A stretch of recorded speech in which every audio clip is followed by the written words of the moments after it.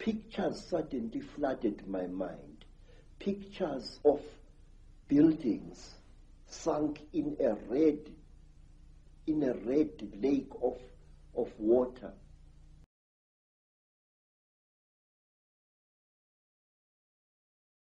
Buildings rotting away, buildings that appeared as if they had been bombed, and cities sunk in terrible mud, trees sticking out like rotten ghosts, trees without leaves, without branches, sticking out of the mud as if they had been poisoned.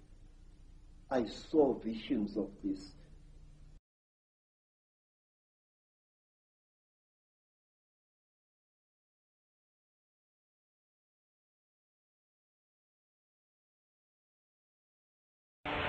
Something major has also happened in Africa.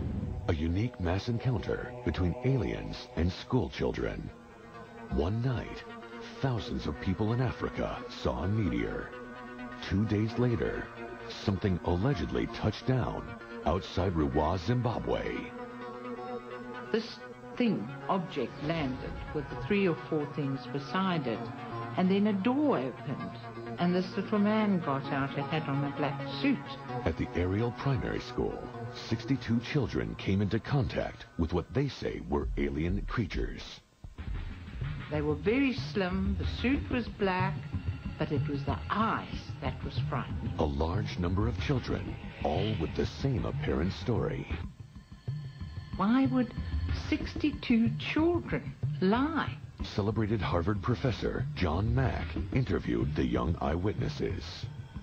It was silver, and the ring around it was red. It was red. Did light come from the whole thing, or? There are lights around here. Lights along the edge there. How many of the strange beings did you see? I saw one over here. They had eyes like that, and they were kind of just like looking at us. They were like kind of astonished at what we were. Felt scared. It felt scared? What was scary about it? Well, I felt scared because I've never seen such a person like that before. They experienced very powerful encounters with these beings, and were left with the rather disturbing fact that this seems to be what it is, and it seems to have no other psychiatric explanation.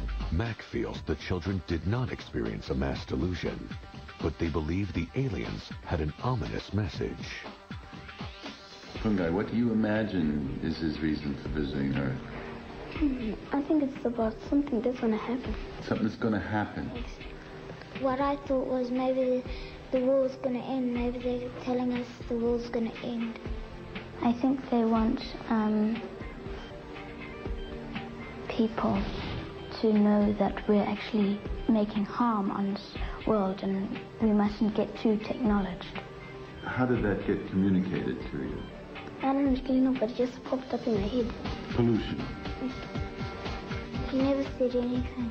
It's just that the face, just the eyes, they looked horrible. And the eyes, the horrible look, had that information that you just told me? Yes. In Africa, media exposure to aliens or UFOs is limited.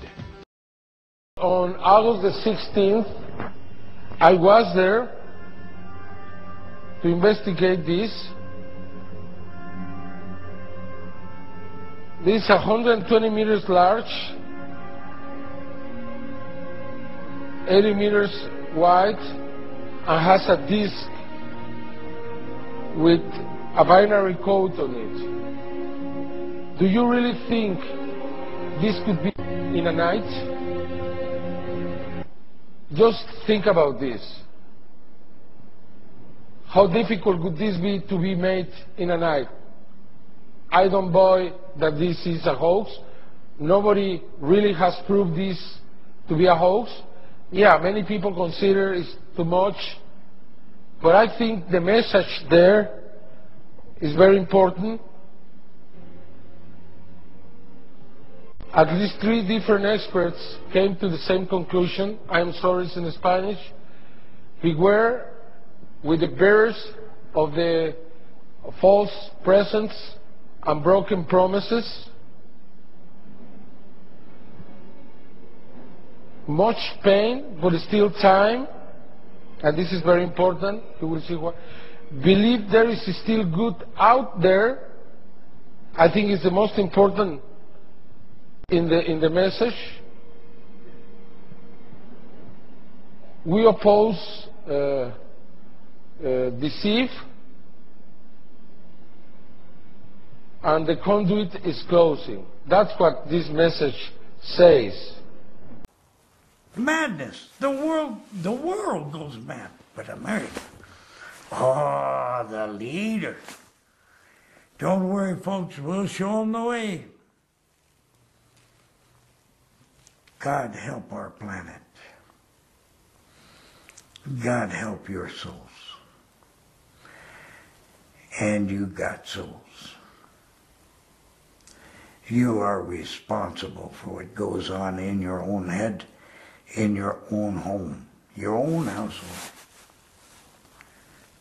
You are responsible for your own souls. And you are the responsibility of this great planet that could have been so great. And at one time was, several one times. But you're following your former elders, your former ancestors, people that you forgot, and archaeologists are digging up bits and pieces. Hey, that civilization used to be here. They forgot to, and you're just following in their footsteps. They forgot that we came here to love one another and to have compassion and to help the elderly and to help that little baby, not to grow up to learn how to steal, but to grow up and learn how to love. So that that one could help somebody, and that somebody in turn is helping somebody, and we live in a wonderful, wonderful place called love. And the trees grow, and the animals, they dance, and the birds sing. Not over territory, but just in Matakwiosh, one relation with everybody, even the two-leggeds. Folks, I watched adults look like nurses, it looked like standard civilians and so forth, just taking little kids, running with them, grabbing them and running like that, bent over, trying to protect little children and taking them to hospitals. Now these kids looked okay, but they were protecting them from something and putting them in the hospital. Save the children, save the children, save the children. Even at your own expense, it was that type of thing.